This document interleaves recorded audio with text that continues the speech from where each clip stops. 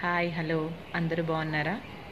చాలామంది జీవితంలో సమస్యలు వచ్చినప్పుడు, కష్టాలు వచ్చినప్పుడు అసలు ఆ సిచ్యువేషన్ నుంచి ఎలా బయటపడాలో అని తెగ గాబరా పడిపోతుంటారు. ఈ గాబరా పడే ముందు, టెన్షన్ పడే ముందు ఎవరెవరికో ఫోన్లు చేసి సలహాలు అడిగే బదులు ఒకటి ఆలోచించుకోండి. దాన్ని యాక్సెప్ట్ చేయండి. ఇది వచ్చింది నాకు సమస్య. ఆరోగ్యపరంగా అయినా సరే, ఆర్థిక పరంగా అయినా సరే, రిలేషన్ పరంగా అయినా సరే, ఏదైనా కావచ్చు. చిన్నదైనా పెద్దదైనా ఎట్లాంటి విషయమైనా కావచ్చు. దాన్ని ఫస్ట్ మనం యాక్సెప్ట్ చేస్తే 50% సమస్య ఆల్మోస్ట్ తగ్గిపోతుంది. మన మైండ్ దాన్ని రిసీవ్ చేసుకొని దాన్ని ఎలా సాల్వ్ చేసుకోవాలో అర్థం చేసుకోవాలి తప్పితే 10 మందికి ఫోన్లు చేసినంత మాత్రాన వాళ్ళేం మనకి సలహాలు ఇవ్వరు. ఆ సలహాలు సెట్ కావు. మనకి మనం రియలైజ్ అయ్యి నిదానంగా కూర్చొని ఆలోచించుకొని ఎట్లాంటి సమస్య నుంచైనా బయటపడవచ్చు.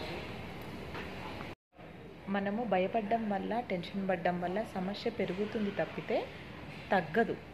ఎట్లాంటిదైనా సరే తగ్గదు. కాబట్టి ఒకసారి ట్రై చేయండి.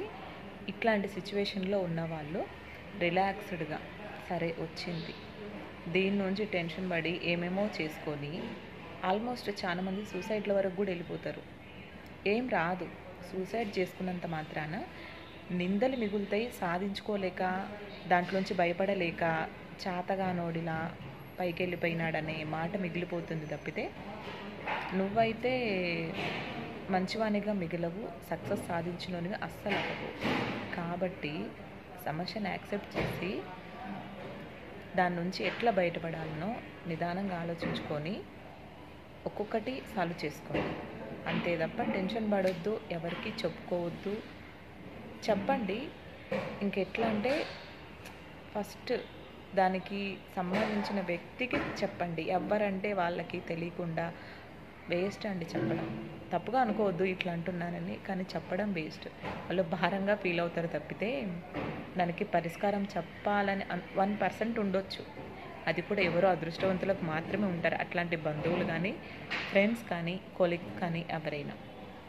ఓకే అండి, నేనైతే ఒకటే చెప్పదలుచుకున్నా. ఏ ప్రాబ్లం వచ్చినా సరే నిలకడగా, నిదానంగా, భయపడకుండా, బెదిరిపోకుండా యాక్సెప్ట్ చేసి దాన్ని సాల్వ్ చేసుకోండి. ఈజీగా సాల్వ్ అవుతుంది.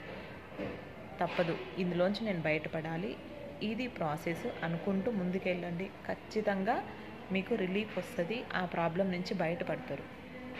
గాబరా పడొద్దు, అస్సలు గాబరా పడొద్దు. గాబరా పడడం వల్ల ఉన్న ఆలోచనలు ఎగిరిపోయి చెత్త ఆలోచనలు వస్తాయి, లేనిపోని టెన్షన్లు వస్తాయి. ఓకేనా? మరి ఎలా ఉందో కామెంట్ చేసి, లైక్ చేసి, సబ్స్క్రైబ్ చేయండి. అలాగే షేర్ చేయండి. మీ ఒపీనియన్ని కూడా కామెంట్ చేయండి.